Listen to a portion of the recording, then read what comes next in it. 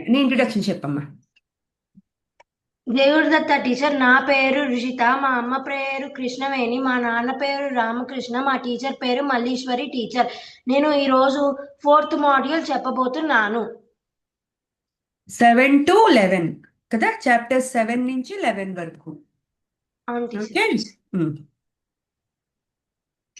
మనుష్యాణం సహస్రేషు మనుష్యానాం సహస్రేషు కశ్చిద్యతతి సిద్ధయే యతతామపి సిద్ధానాం కశ్చిన్మాం వేత్తి తత్వతః. భూమిరాపో నలో వాయుః ఖం మనో బుద్ధిరేవ చ అహంకార ఇతీయం మే భిన్నాః ప్రకృతిరష్టధా. అపరేయమితస్త్వన్యాం ప్రకృతిం విద్ధి మే పరాం. జీవభూతాం మహాబాహో య ఏదం ధార్యతే జగత్. एतद्योनीनि भूतानि सर्वाणीत्युपधारय अहं कृत्स्नस्य जगतः प्रभवः प्रलयस्तथा బీజం मत्तः మాం परतरं సర్వభూతానాం బీజం మాం సర్వభూతానాం बीजं मां सर्वभूतानां विद्धि पार्थ सनातनं.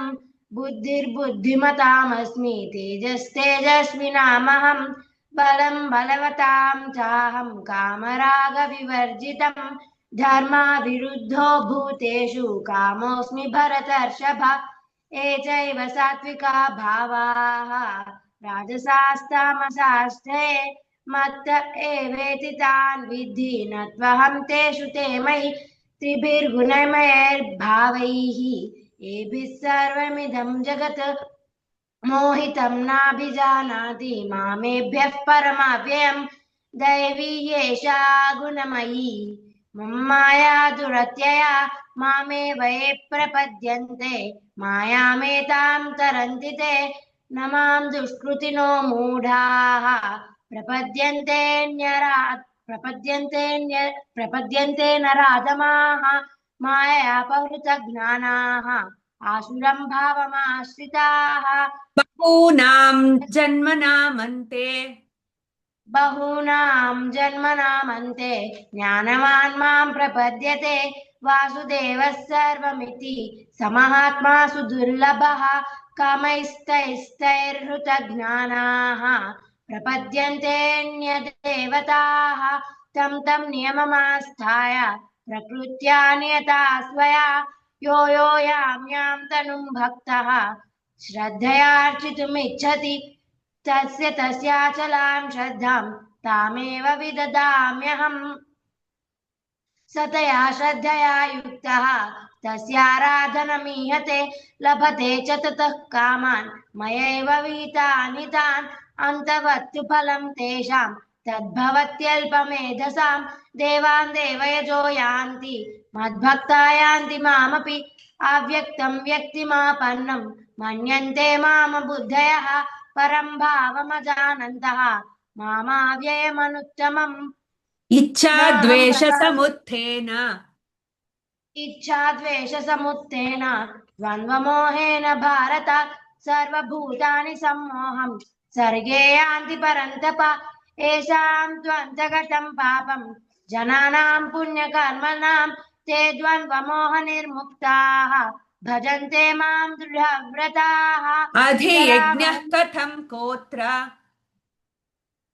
अधियज्ञः कथं कोत्र देहेऽस्मिन् मधुसूदन. प्रयाणकाले च कथं ज्ञेयोऽसि नियतात्मभिः. श्रीभगवानुवाच अक्षरं ब्रह्म परमं स्वभावोऽध्यात्ममुच्यते. भूतभावोद्भवकरः विसर्गः कर्म संज्ञितः. अधिभूतं क्षरो भावः पुरुषश्चाधिदैवतम्. अधियज्ञोऽहमेवात्र देहे देहभृताम्बर. अन्तकाले च मामेव स्मरन् मुक्त्वा कलेवरं. यः प्रयाति स मद्भावं याति नास्त्यत्र संशयः. यं यं वापि स्मरन् भावं त्यजत्यन्ते कलेवरं. तं तमेवैति कौन्तेय सदा तद्भावभावितः. तस्मात् సర్వద్వారాణి సంయమ్య सर्वद्वाराणि संयम्य मनोहृदि निरुध्य च मूढ्याधायात्मनः प्राणम् आस्थितो योगधारणाम्. ओमित्येकाक्षरं ब्रह्म व्याहरन् मामनुस्मरन् यः प्रयाति त्यजन् देहं स याति परमां गतिम् अनन्यचेताः सततं यो मां स्मरति नित्यशः तस्याहं सुलभः पार्थ नित्ययुक्तस्य योगिनः मामुपेत्य पुनर्जन्म दुःखालयमशाश्वतम् नाप्नुवन्ति महात्मानः संसिद्धिं परमां गताः आब्रह्मभुवनाल्लोकाः पुनरावर्तिनोऽर्जुन मामुपेत्य तु कौन्तेय पुनर्जन्म न विद्यते सहस्रयुगपर्यन्तम् अहर्यद्ब्रह्मणो विदुः रात्रिं युगसहस्रान्तं ते होरात्रविदो जनाः पुरुषः स परः पार्थ पुरुषस्य परः पार्थ भक्त्या लभ्यस्त्वनन्यया यस्यान्तस्तानि भूतानि येन सर्वमिदं ततं यत्र काले त्वनावृत्तिम् आवृत्तिं चैव योगिनः प्रयाता यान्ति तं कालं वक्ष्यामि भरतर्षभ अग्निज्योतिरः शुक्लः षण्मासाः उत्तरायणम् तत्र प्रयाता गच्छन्ति ब्रह्म ब्रह्मविदो जनाः धूमो रात्रिस्तथा कृष्णः षण्मासा दक्षिणायनम् तत्र चान्द्रमसं ज्योतिः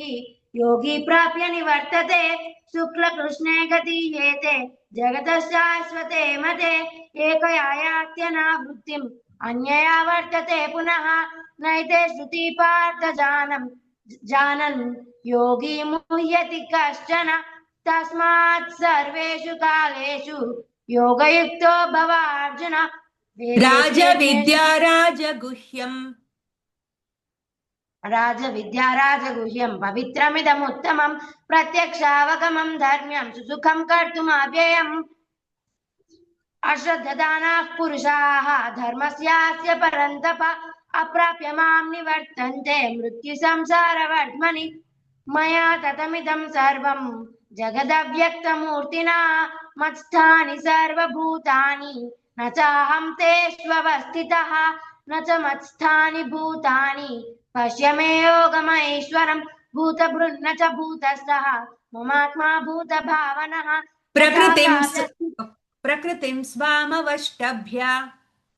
प्रकृतिं स्वामवष्टभ्य विसृजामि पुनः पुनः भूतग्राममिदं कृत्स्नम् अवशं प्रकृतेर्वसात् न च मां तानि कर्माणि निबध्नन्ति धनञ्जय उदासीनवदासीनम् असक्तं तेषु कर्मसु मयाध्यक्षेण प्रकृतिः सूयते सचराचरम् हेतुनानेन कौन्तेय जगद्विपरिवर्तते ज्ञानयज्ञेन चाप्यन्ये यजन्तो मामुपासते एकत्वेन पृथक्त्वेन बहुधा विश्वतो मुखम्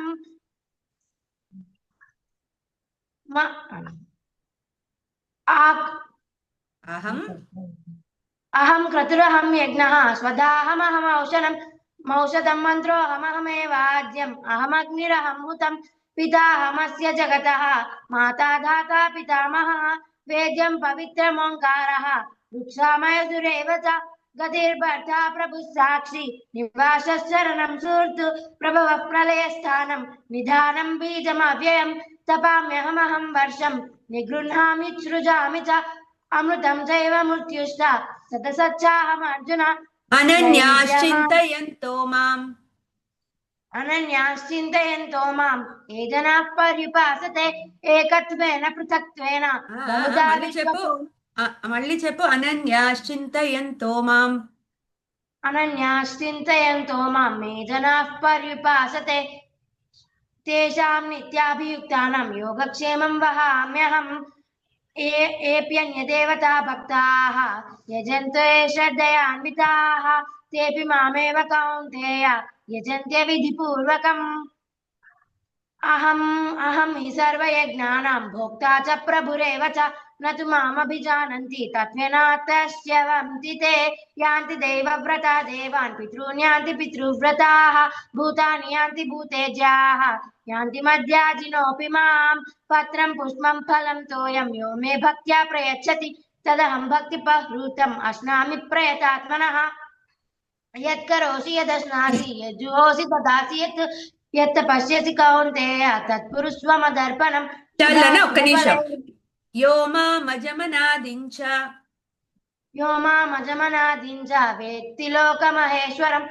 असम्मूढः समर्थेषु सर्वपापैः प्रमुच्यते बुद्धिर्ज्ञानमसम्मोहः क्षमा सत्यं दमः शमः सुखं दुःखं भवो भावः भयं च भयमेव च अहिंसा समता तुष्टिः तपोदानं यशो यशः भवन्ति भावा भूतानां मत्त एव पृथग्विदाः महर्षयः सप्त पूर्वे चत्वारो मनवस्तथा मद्भावा मानसा जाताः येषां लोक इमाः प्रजाः తేషామేవానుకంపార్థం तेषामेवानुकम्पार्थम् अहमज्ञानजं तमः नाशयाम्यात्मभावस्थः ज्ञानदीपेन भास्वता अर्जुन उवाच परं ब्रह्म परं धाम पवित्रं परमं भवान् पुरुषं शाश्वतं दिव्यम् आदिदेववजं विभुम् आहुस्त्वां ऋषयः सर्वे देवर्षिर्नारदस्तथा असितो देवलो व्यासः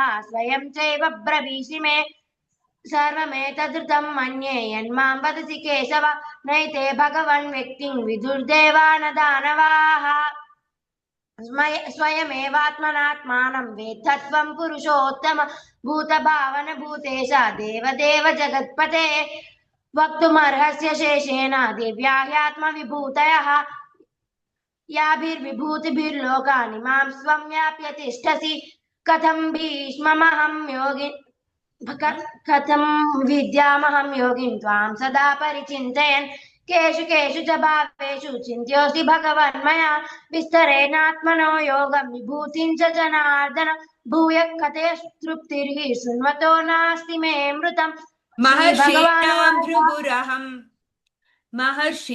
భృగురహం महर्षीणां भृगुरहं गिरामस्मेकमक्षरम् यज्ञानां जपयज्ञोऽस्मि स्थावराणां हिमालयः अश्वत्थः सर्ववृक्षाणां देवर्षीणां च नारदः गन्धर्वाणां चित्ररथः सिद्धानां कपिलो मुनिः उच्चैश्रवसमस्वानां विद्धि माममृतोद्भवम् ऐरावतं गजेन्द्राणां नराणां च नराधिपम् आयुधानामहं वज्रं धेनूनामस्मि कामधुक् प्रजनश्चास्मि कन्दर्पः सर्पाणामस्मि वासुकिः अनन्तश्चास्मि नागानां वरुणो यादसामहं पितॄणामयमाचास्मि यमस्य यमतामहं प्रह्लादश्चास्मि दैत्यानां ఒక్క నిమిషం అమ్మ. బృహత్ సామ తథా సామ్నాం बृहस्तामततासाम्नां गायत्री छन्दसामहं मासानां मार्गशीर्षोऽहं ऋतूनां कुसुमाकरः द्यूतं चलयतामस्मि तेजस्तेजस्विनामहं जयोऽस्मि व्यवसायोऽस्मि सत्त्वं सत्त्ववतामहं वृष्णीनां वासुदेवोऽस्मि पाण्डवानां धनञ्जयः मुनीनामप्यहं व्यासः कवीनामुशना कविः दण्डो दमयतामस्मि नीतिरस्मि जिगीषतां मौनं चैवास्मि गुह्यानां ज्ञानं ज्ञानवतामहम् यच्चापि सर्वभूतानां बीजं तदहमर्जुन न तदस्ति विना यत् स्यात् मया भूतं चराचरम् नान्तोऽस्ति मम दिव्यानां विभूतीनां परन्तप एष तुद्देशतः प्रोक्तः विभूतेर्विस्तरो मया यद्यद्विभूतिमत्सत्त्वं श्रीमदूर्जितमेव वा तत्तदेवावगच्छत्वं मम तेजोंशसम्भवम् अथवा बहुनैतेन किं ज्ञातेन तव अर्जुन पृष्ठभ्यहमिदं कृत्स्नम् एकांशेन स्थितो जगत् ॐ तत्सदिति श्रीमद्भगवद्गीतास्तु उपनिषत्सु ब्रह्मविद्यायां योगशास्त्रे श्रीकृष्णार्जुनसंवादे विभूतियोगो नाम दशमोऽध्यायः। ॐ श्री परमात्मने नमः। श्रीमद्भगवद्गीता अथ एकादशोऽध्यायः विश्वरूपसन्दर्शनयोगः। अर्जुन उवाच मदनुग्रहाय परमं गुह्यमध्यात्मसंज्ञितं यत्त्वयोक्तं वचस्तेन मोहोऽयं विगतो मम भवाप्ययौ हि भूतानां श्रुतौ विस्तरशो मया त्वत्तः कमलपत्राक्षा माहात्म्यमपि चाव्ययम् एवमेतद्यथार्थत्वम् आत्मानं परमेश्वर द्रष्टुमिच्छामि ते रूपं महीश्वरं पुरुषोत्तम ततः स मन्यसे यदि विस्मयाविष्टः ततः स विस्मयाविष्टः हृष्टरोमा धनञ्जयः प्रणम्य शिरसा देवं कृताञ्जलिरभाषत अर्जुन उवाच पश्यामि देवांस्तव देवदेहे सर्वं तथा भूतविशेषसङ्घां ब्रह्माणमीशं कमलासनस्थं ऋषींश्च सर्वानुरगांश्च दिव्यान् अनेकबाहूदरवक्त्रनेत्रं महाबाहो पश्यामि त्वा सर्वतोऽनन्तरूपं नान्तन्न मध्यन्न पुनस्तवादिं पश्यामि विश्वेश्वर विश्वरूपा किरीटिनं गदिनं चक्रिणं च तेजोराशिं सर्वतो दीप्तिमन्तं पश्यामि त्वां दुर्निरीक्षं समन्तात् दीप्तानलार्कद्युतिमप्रमेयम् दंष्ट्राकरालानि च ते मुखानि दंशाकरालानि च ते मुखानि दृष्ट्वैव कालानलसन्निभानि दिशो न जाने न लभे च शर्मा प्रसीद देवेश जगन्निवास अमी च त्वां धृतराष्ट्रस्य पुत्राः सर्वे सहैवावनिपालसङ्घैः भीष्मो द्रोणसूतपुत्रस्तथासौ साहस्मदीयैरपि योधमुख्यैः वक्त्राणि ते त्वरमाणा विशन्ति दंष्ट्राकरालानि भयानकानि केचिद्विलग्ना दशनान्तरेषु सन्दृश्यन्ते चूर्णितैरुत्तमाङ्गैः यथा नदीनां बहवोऽम्बुवेगाः समुद्रमेवाभिमुखा द्रवन्ति तथा तवामि नरलोकवीराः विशन्ति वक्त्राण्यभिविज्वलन्ति यथा प्रदीप्तं ज्वलनं पतङ्गाः विशन्ति नाशाय समृद्धवेगाः तथैव नाशाय विशन्ति लोकाः तवापि वक्त्राणि समृद्धवेगाः द्रोणं च भीष्मं च जयद्रथं च द्रोणं च भीष्मं च जयद्रथं च कर्णं तथान्यानपि योधवीरान् मया हतां त्वं जयिमा व्यतिष्ठाः युध्यस्व चेतासि नने सपत्नान् सञ्जय उवाच एतत् श्रुत्वा वचनं केशवस्य कृताञ्जलिर्वेपमानः किरीटी नमः कृत्वा भूय एवाह कृत्स्नं सगद्गदं भीतः प्रणम्य अर्जुन उवाच स्थाने हृषीकेश तव प्रकीर्त्या जगत्प्रहृष्यत्यनुरज्यते च रक्षान्ति भीतानि दिशो द्रवन्ति सर्वे नमस्यन्ति च सिद्धसङ्गाः कस्माच्च तेन न मेरन्महात्मन् गरीयसे ब्रह्मणोऽप्याधिकर्त्रे अनन्तदेवेश जगन्निवास त्वमक्षरं सत्तत्परं यत् अदृष्टपूर्वं हृषितोऽस्मि दृष्ट्वा अदृष्टपूर्वं हृषितोऽस्मि दृष्ट्वा भयेन च प्रव्यथितं मनो मे तदेव मे दर्शय देवरूपं प्रसीद देवेश जगन्निवास किरीटिनं गदिनं चक्रहस्तम् इच्छामि त्वां द्रष्टुमहं तथैव तेनैव रूपेण चतुर्भुजेन सहस्रबाहो भव विश्वमूर्ते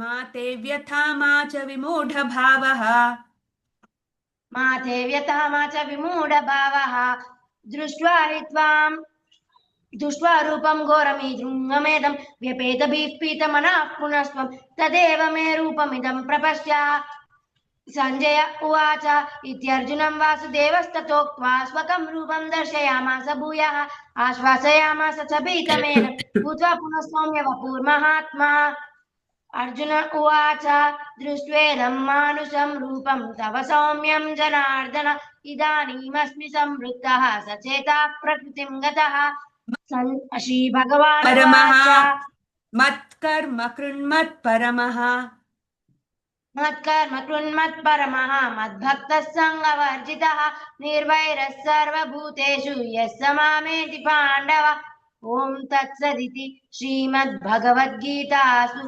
उपनिषत्सु ब्रह्मविद्यायां योगशास्त्रे श्रीकृष्णार्जुनसंवादे विश्वरूपसन्दर्शनयोगो नाम एकादशोऽध्यायः। जय गुरुदत्त। చాలా బాగా చెప్పావు. ఒక్క చోట 7th అధ్యాయంలో 4th శ్లోకం ఒకసారి చెప్పు. భూమి రాపోనలో వాయు. భూమిరాపో నలో వాయుః ఖం మనో బుద్ధిరేవ చ అహంకార ఇతి యమ్మే భిన్నా ప్రకృతిరష్టధా. భిన్నాఫ్ అని ఎందుకు అంటున్నావు? ఇందాక కూడా అలాగే అన్నావు. భిన్నా ప్రకృతి రష్టధ, అక్కడ విసర్గ లేదు. విసర్గ ఉంటేనే ఎఫ్ సౌండ్ వస్తుంది. అంటే విసర్గ పక్కన పా వస్తే మనం ఎఫ్ సౌండ్ చెప్తాం. ఇక్కడ భిన్నా ప్రకృతి రష్టధ అంతే, భిన్నాఫ్ లేదు. ఓకే. ఇందాక కూడా అదే మిస్టేక్ చేసావు. సో అదొక్కటి తప్ప మిగతా అంతా బాగుంది. ఆల్ ద వెరీ బెస్ట్. చాలా బాగా చెప్పావు. అండ్ యువర్ ఎంజాయింగ్, నాకు అది నచ్చింది. చక్కగా దాన్ని ఆస్వాదిస్తూ చెప్తున్నావు first. That's a very good thing. All the best నాన్న. ఓకే అమ్మా. Thank you.